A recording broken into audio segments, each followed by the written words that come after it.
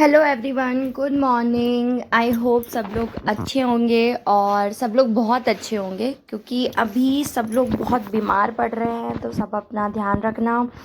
और मुझे तो पता नहीं किसकी नज़र लगी है, मैं तो कंटिन्यू बीमार हूँ और पता नहीं कब तक ऐसा चलेगा। और जो कि अभी होना नहीं चाहिए, क्योंकि अभी प्रीसियस टाइम चल रहा है और सबसे ज़्यादा ज़रूरी टाइम है अभी पढ़ने के लिए। पहले जितनी भी मेहनत की है वो किसी काम की नहीं, अगर आप अभी गैप कर रहे हो तो। और ये चीज़ मुझे बहुत ज़्यादा फ़ील हो रही है कि ऐसा ना हो कि तबीयत के चलते, गैप के चलते, आँखों में प्रॉब्लम के चलते, किसी भी चीज़ के चलते और मेरा सिलेक्शन रुक जाए। क्योंकि अभी पता है बहुत ज़्यादा ज़रूरी है रिवीज़न। और रिवीज़न के लिए आपको बैठना ज़रूरी है, आपको पढ़ना ज़रूरी है। आपके पास बहुत बड़ा सिलेबस तो नहीं है कि 5-6 घंटे 10 घंटे, लेकिन आप फिर भी सोचो कि चीज़ें याद करने में प्रॉब्लम होती है और चीज़ें उस तरीके से याद नहीं होती हैं जैसे पहले होती थी, कि आपने एक बार पढ़ा और आपको हमेशा के लिए याद हो गया। अब ऐसा नहीं होता है। इवन मैंने किसी चीज़ को 10 बार भी पढ़ा है ना, तो वो भी चीज़ मुझे भूल जाती है। आई एम शॉक्ड कि ऐसा कैसे हो सकता है, क्योंकि पहले, आज के 5-6 साल पहले, 10 साल पहले अगर अपन देखें हैं, तो उस एज में अपन एक बार पढ़ते थे। और इंजीनियरिंग वाले तो खास करके वो एक ही रात पढ़ते थे और पेपर दे के आ जाते थे, और वो चीज़ें उनको याद रहती थी, वो एक ही रात में पूरा पढ़ लेते थे। और ये चीज़ जब तक मैंने अप्लाई नहीं की थी तब तक मुझे भी लगता था कि यार क्या बकवास है ये।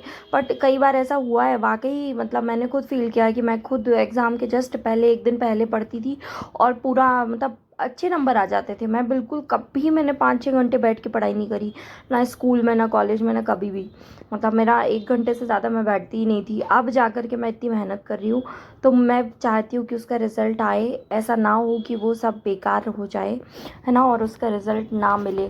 क्योंकि अब कोई मतलब नहीं रह जाएगा यार इतनी मेहनत करने का, सब कुछ करने का। देखो, लोगों को ट्रस्ट तो आपके ऊपर पहले भी नहीं था और अभी भी नहीं होगा, क्योंकि आप वैसे भी ऑलमोस्ट जितने भी लोग मुझे देख रहे हैं सब 30 के अराउंड होंगे।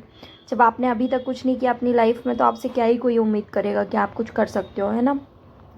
अगर किसी को उम्मीद है तो आई थिंक जो लोग मैरिड हैं उनके पार्टनर्स को होगी, कि हाँ, उनके पार्टनर को कहीं ना कहीं होगा कि यार हो जाए इसका। उनके लिए भी प्राउड फीलिंग होगी जब उनको किसी से कोई पूछेगा आपकी वाइफ क्या करती है। उनके लिए भी बड़ा प्राउड मोमेंट होगा कि बताना कि यार वो गवर्नमेंट जॉब में है। जिनके हस्बैंड गवर्नमेंट जॉब में है वो तो इसकी वैल्यू जानते हैं, जिनके प्राइवेट जॉब में है उनको भी बड़ा प्राउड फील होता है कि मेरी वाइफ गवर्नमेंट जॉब में है। ये पता नहीं क्यों, इंडियन सोसाइटी में ये टैग बहुत ज़रूरी है। आपकी जॉब कुछ भी हो वो मैटर नहीं करता, पर प्राइवेट में आप लाखों भी कमा रहे हो तो आप उसकी वैल्यू नहीं है जितनी गवर्नमेंट जॉब में आप भले ही 20,000 कमाओ। तो ये टैग सोसाइटी ने ही दिया है और कहीं ना कहीं सब लोग इसको फॉलो भी करते हैं। तो जो भी हो, बट मुझे लगता है कि विमेंस के लिए खासकर ये इम्पोर्टेंट है कि जॉब होनी चाहिए यार। खासकर वो जो फाइट कर रही हैं, जो नहीं कर रही हैं उनकी बात नहीं कर रही, पर जो इस फाइट में हैं, जो कर रही हैं, तो उनको तो मिलनी ही चाहिए। और पता है, कंपटीशन देखो, अपने इस चैनल पे ही लगभग 2-2.5 हज़ार लोग हैं और उतने लोग लगभग सब आपस में बातचीत करते हैं, सब मैसेज करते हैं, सब कमेंट करते हैं, सब एक दूसरे से कहीं ना कहीं जुड़े हुए हैं। सबका पता चलता है, सब लोग डेली क्लास लेते हैं, डेली पढ़ते हैं। उसके बाद भी आप ये सोचो कि 1500 या 2000 पोस्ट नहीं आएगी, पोस्ट कम आएगी, है ना, बहुत कम आएगी। तो अपने लोगों, अपने 2000 में से, अपन जो 2000 लोगों का ग्रुप है, उस 2000 में से ऐसा बोलना तो नहीं चाहिए, पर शायद 50 लोगों का शायद सिलेक्शन हो जाए तो भी बहुत बड़ी बात है। तो आप ये सोचो कि कितना ज़्यादा ये रेशियो है, क्योंकि आप 5-6 लाख से कम तो फॉर्म भरे नहीं जाएंगे, इससे ज़्यादा ही भरे जाएंगे। क्योंकि मैरिड लड़कियां जितनी भी हैं वो तो सारी की सारी ही फॉर्म डालेंगी, क्योंकि एज प्रायोरिटी है। देखो, और जनरल वालों को तो थोड़ा कट ऑफ का लोड है अभी। जो SC ST वाली लड़कियां हैं और PSC की तैयारी कर रही हैं, उनका थोड़ा सा, उनको रिलैक्सेशन मिल जाता है। क्यों? क्योंकि उनका बेस बहुत स्ट्रॉन्ग है ना PSC की तैयारी से। तो उनको क्या है कि इसमें उनका कट ऑफ थोड़ा कम जाता है और PSC का कट ऑफ बहुत हाई जाता है, तो उनकी तैयारी स्ट्रॉन्ग रहती है। कुछ जो एक्स्ट्रा सब्जेक्ट है वो यहाँ थोड़ा सा पढ़ करके मैनेज करके इसमें सिलेक्शन ले जाते हैं। बहुत सारे बच्चे ले जाते हैं, सिर्फ SC ST की बात नहीं कर रही, OBC जनरल वाले भी ले जाते हैं। बट एक बता रही कि जो क्राइटेरिया रहता है कि कट ऑफ में लगभग डिफरेंस जो आता है 10 से 15 नंबर का, वो आपका वो कर देता है ना कि आपका अगर दूसरी उसमें नहीं हो पा रहा है, दूसरे किसी एग्ज़ाम में, तो आप इसमें सिलेक्शन ले जाते हो। तो एज वाले खासकर मैरिड लड़कियां है ना, उनको ज़्यादा वो है। तो ठीक है, कुछ भी हो, क्या करना, इन सब चीज़ों का उतना वो नहीं है। इम्पोर्टेंट ये है कि सब अभी पढ़ रहे हैं और पढ़ना ज़रूरी है, याद रखना ज़रूरी है चीज़ों को, क्योंकि ब्रेन में जब तक आपके कोई चीज़ नहीं होगी ना, तो वो आपके नोट्स में किसी काम की नहीं है। मतलब आपके पास जितने भी नोट्स हैं, अगर वो आपको याद है तो ठीक है, अगर वो याद नहीं है तो वो किसी काम का डेटा नहीं है। आप कितना भी डेटा बढ़ाते जाओ, डेली देखते जाओ, अगर वो चीज़ें आपको याद नहीं है तो आप क्या करोगे एग्ज़ाम में, बताओ? कुछ नहीं कर पाओगे। आपको वहाँ पे देखो, एक तो पता है इस एग्ज़ाम को टफ़ नहीं बोला जाता, वो इसलिए कि आपके सामने क्वेश्चन भी है और आंसर भी है, तो ये एग्ज़ाम बहुत टफ़ नहीं है। ठीक है, अब क्या ज़रूरी है कि आपने उसको पढ़ाओ, अच्छे से पढ़ाओ, तब आप सामने से आंसर पिक कर सकते हो। अगर आपने पढ़ा ही नहीं है, आप कैसे आंसर पिक कर सकते हो? आपके सामने 4 ऑप्शन है, जिसने कम पढ़ा है उसको चारों में से चारों सही लगते हैं, जिसने थोड़ा बहुत पढ़ा है वो 4 में से 2 को एलिमिनेट कर देता है, बाकी 2 में कंफ्यूज होता है।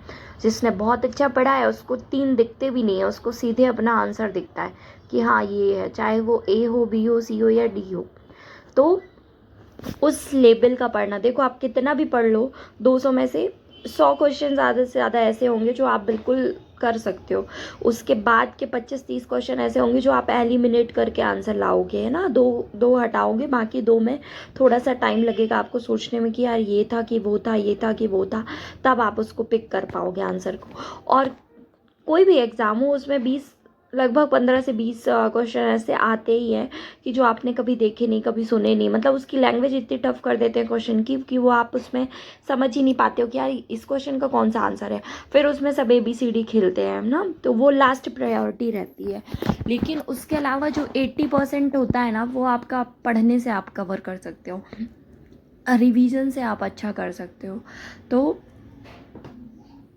कल किसी ने शायद कमेंट भी किया था मैथ्स के लिए, तो मैंने ये चीज़ पहले भी बोली थी, अभी भी बोल रही हूँ कि मैथ्स रीजनिंग छोड़ना मत, गलती से भी मत छोड़ना, मैथ्स रीजनिंग बिल्कुल मत छोड़ना। क्योंकि आपका थ्योरी में क्या आएगा ये आपके हाथ में नहीं है, लेकिन मैथ्स रीजनिंग अगर आपकी अच्छी है तो आप उसमें कैलकुलेशन कर सकते हो। आप उसमें कॉन्सेप्ट अगर थोड़ा भूल भी गए तो आपके 4 ऑप्शन है, आप वहाँ पे कुछ ना कुछ तिकड़म करके सॉल्व कर लोगे। बट आपको अगर मैथ्स आती ही नहीं है तो आप क्या करोगे वहाँ पे? तो एटलीस्ट बेसिक कॉन्सेप्ट क्लियर रखना कुछ कुछ टॉपिक्स के, जैसे percentage, average, time and work, बार बार ये चीज़ें आती हैं। SI CI ग्राफ वाले क्वेश्चंस आते हैं, मतलब जो आपके PYQ में दिख रहे हैं जो टॉपिक, आप एटलीस्ट उनको क्लियर रखना। उसके अलावा आप एक्स्ट्रा पढ़ सकते हो तो पढ़ना, अगर नहीं पढ़ना एक्स्ट्रा तो मत पढ़ना, ठीक है। लेकिन जो चीज़ PYQ में पूछी जा चुकी है वो टॉपिक आप पूरी तरह से क्लियर रखना, तब आपका सिलेक्शन हो